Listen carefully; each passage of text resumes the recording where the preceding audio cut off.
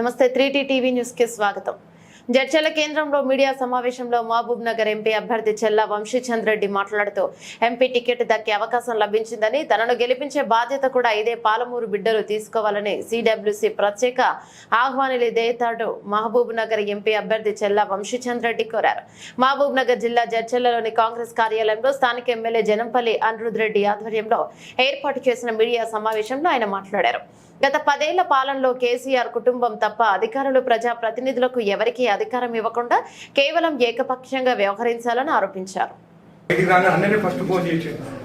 Bypass వచ్చిందా అని చెప్పేసి వచ్చే బడ్జెట్ లా మనని ప్రపోజల్ పెట్టమని చెప్పినారు. ఖచ్చితంగా ఈ యాన్యువల్ బడ్జెట్ లో మనకి బైపాస్ శాంక్షన్ అవుతుంది. యాక్చువల్లీ నేను రింగ్ రోడ్ అడిగినాను, కానీ ఏంటంటే జడ్చర్లకు ఉన్న రోడే బైపాస్ రోడ్.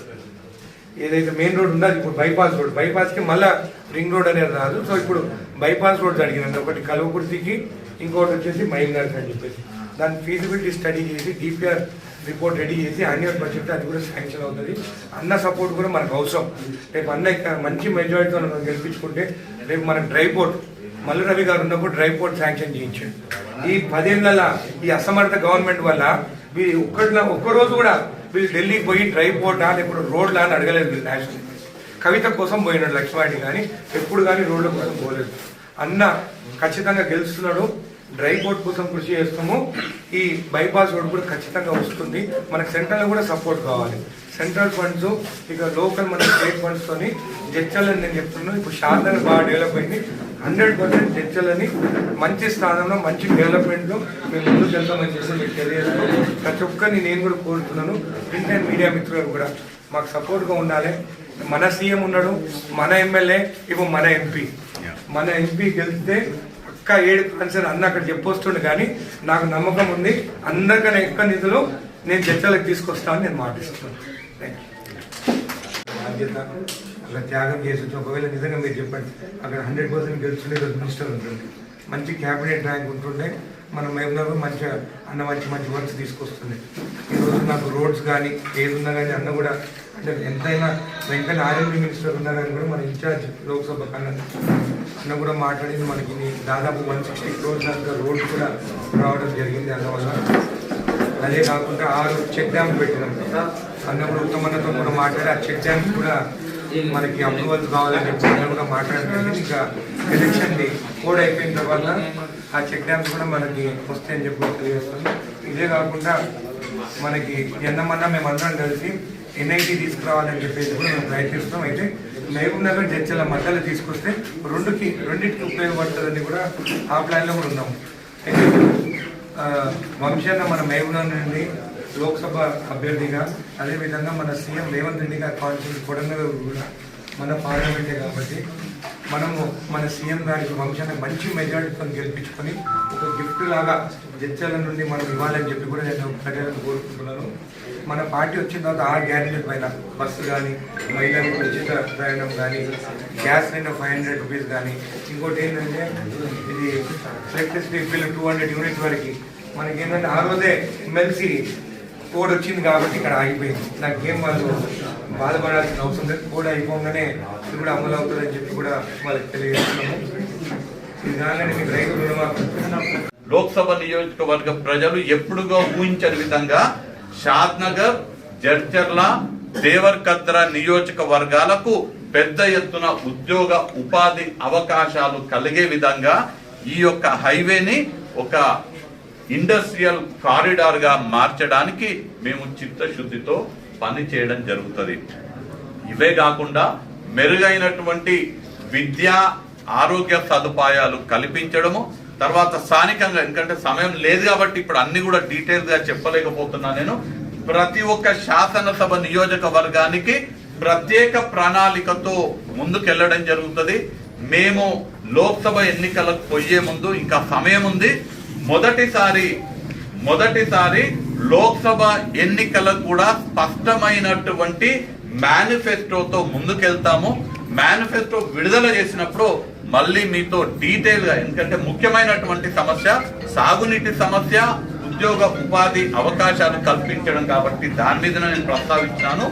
మేనిఫెస్టో విడుదల చేసిన తర్వాత నేను అనిరుద్ రెడ్డి గారు మళ్ళీ ఒకసారి మీ అందరి సమక్షంలో ఆ మేనిఫెస్టోలో జడ్చర్ల నియోజకవర్గానికి రేపు నేను ఎంపీగా గెలిచిన తర్వాత నేను అనిరుద్ రెడ్డి గారు కలిసి మేము ఈ నియోజకవర్గానికి ఏం చేయాలనే ఆలోచన మాకుంది, మా కార్యాచరణ ఏంటనేది మేనిఫెస్టో విడుదలైన తర్వాత మళ్ళీ మీతో ఆ విషయాలన్నీ పంచుకుంటామనే మాట తెలియజేస్తూ, మేమందరం కూడా పనిచేసేటువంటి వాళ్ళము, ప్రజలకు సేవ చేయాలని రాజకీయాల్లోకి వచ్చినటువంటి వాళ్ళము.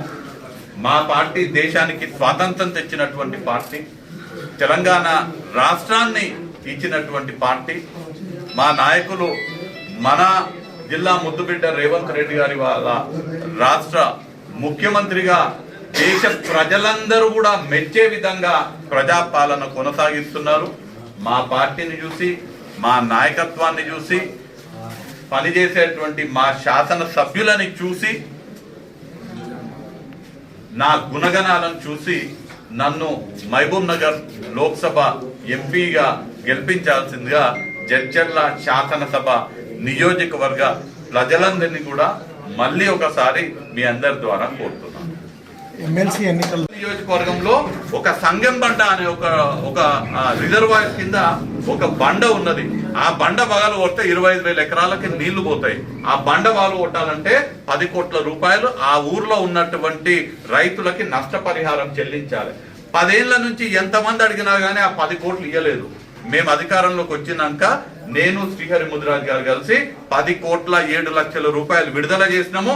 సంగం బండ పగలబోతుంది. 25,000 ఎకరాలకు మక్తల్ మాగనూరు మండలాలలో ఇవాళ సాగునీరు అందబోతున్నాయి.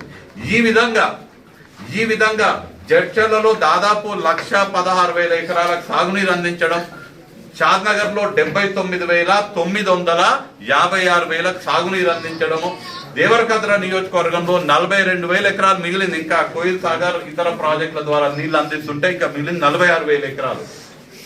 మహబూబ్ నగర్ పట్టణ ప్రాంతం ఎక్కువైనప్పటికీ అక్కడ ఒక 12,000 ఎకరాలకు సాగునీరు అందించడం. ఈ ప్రక్రియ ద్వారా ముఖ్యమంత్రి గారి అండతో, మా శాసనసభ్యుల సహకారంతో చాలా స్పష్టమైన ప్రణాళికతో మేము ముందుకెళ్తాము. మహబూబ్ నగర్ లోక్సభ నియోజకవర్గంలో సాగుకు యోగ్యమైనటువంటి ప్రతి ఒక్క ఎకరాకు సాగునీరు అందించే బాధ్యత మేము తీసుకుంటాము. నాయకులకు, పాత్రికేయ మిత్రులందరూ కూడా నమస్కారాలు తెలియజేసుకుంటూ,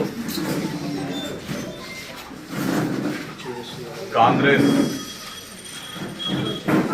నాయకత్వం రానున్న లోక్సభ ఎన్నికలకు నన్ను అధికారికంగా కాంగ్రెస్ పార్టీ మహబూబ్ నగర్ లోక్సభ నియోజకవర్గానికి అభ్యర్థిగా ప్రకటించిన నేపథ్యంలో మొదటిసారి జడ్చర్ల నియోజకవర్గ కేంద్రానికి రావడం జరిగింది. వాస్తవానికి ఇంతకుముందే ఈ కార్యక్రమం అనుకున్నప్పటికీ శాసనసభ్యుల వారికి వేరే వ్యక్తిగత కార్యక్రమాలు ఉండడం వల్ల కాస్త ఆలస్యమైంది. నన్ను మహబూబ్ నగర్ లోక్సభ నియోజకవర్గ కాంగ్రెస్ పార్టీ అభ్యర్థిగా ప్రకటించిన కాంగ్రెస్ పార్టీ కేంద్ర నాయకత్వానికి, అఖిల భారత కాంగ్రెస్ కమిటీ అధ్యక్షులు మల్లికార్జున ఖార్గే గారికి, తెలంగాణ